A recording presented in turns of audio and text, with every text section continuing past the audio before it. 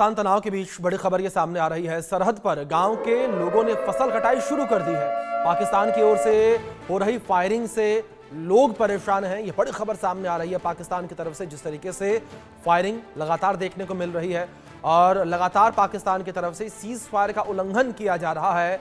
और पिछले लगातार 9 दिनों से पाकिस्तान सीज फायर का उल्लंघन कर रहा है। तो ऐसे में बॉर्डर इलाकों में जो किसान हैं, जो अपने फसल की कटाई कर रहे हैं, उन्हें दिक्कतों का सामना करना पड़ रहा है। सरहद पर गांव के लोगों ने फसल कटाई शुरू की है, लेकिन पाकिस्तान की तरफ से जिस तरीके से गोलीबारी देखने को मिल रही है, लगातार गोलीबारी जारी है और सीज फायर का उल्लंघन किया जा रहा है। तो ऐसे में जो ग्रामीण हैं उन्हें समस्याओं का सामना करना पड़ रहा है और बॉर्डर इलाकों में जिनके खेत हैं, जो किसान खेत में काम करने के लिए जा रहे हैं, कटाई के लिए जा रहे हैं, उन्हें दिक्कतों का सामना करना पड़ रहा है।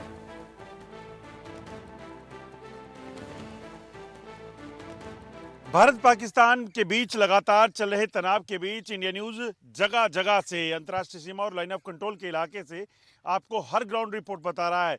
इस समय हम पहुंचे हैं अंतर्राष्ट्रीय सीमा के सुचेतगढ़ सेक्टर में और यहां इस तरफ की तस्वीरें आपको दिखाऊंगा। जिस जगह हम खड़े हैं यहां से पाकिस्तान की दूरी महज 500 मीटर की है और यहाँ पर धड़ल्ले से लोग अपनी ज़मीनों से, खेतों से जो है अपनी फसल की कटाई करके उसे अपने घर पर पहुँचाने के लिए काम कर रहे हैं। दरअसल अब ये फसल पक चुकी है और शरारती पाकिस्तान जो है उसकी नापाक हरकतें रुकने का नाम नहीं लेती। तो इस चीज़ का डर है कि कहीं पाकिस्तान अगर फायरिंग करता है तो यकीनन कोई बड़ा नुकसान जो है वो हो सकता है। फसल जो खेतों में है उसको आग लगने की आशंका बनी रहती है। मेरे साथ कुछ लोग हैं, उनसे भी बात करेंगे, मगर पहले तस्वीर में आपको यहाँ की बताऊँगा। जिस जगह हम खड़े हैं यहाँ से महज कुछ ही दूरी पर ये इस तरफ अगर आप देखें तो ये अंतर्राष्ट्रीय सीमा का इलाका है, जहाँ पर आपको तारबंदी जो है वो साफ दिख रही होगी।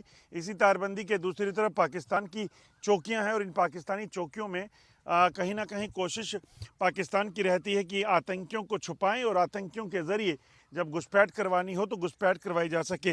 मेरे साथ कुछ लोग हैं, उनसे बात करते हैं। जो ज़मीनों से इस वक्त लगातार फसलें निकाली जा रही हैं, इसको निकालकर अपने घरों तक पहुंचाना कितना ज़रूरी है, क्योंकि अगर ये समय पे घर नहीं पहुंची तो यकीनन फसलें ख़राब हो सकती हैं।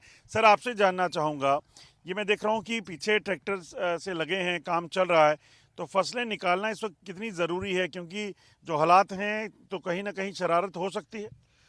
सर, ये इतना ज़रूरी है कि रात को 10 बजे तक कंपेन चल रही है। यहाँ सामने एक कंपेन भी चल रही है, जो रीपर तूड़ी बना रहा है, क्योंकि पशु भी लोगों के पास बॉर्डर का एरिया है कि काफ़ी पशु हमारे गांव में, मुझे लगता है कि हमारे सुचेतगढ़ में सबसे ज़्यादा पशु अब्दुलिया में होंगे, क्योंकि दूध का काम है लोगों का, मिलके की दुकानें भी हैं, वहाँ भी दूध जाता है और जम्मू भी दूध जाता है।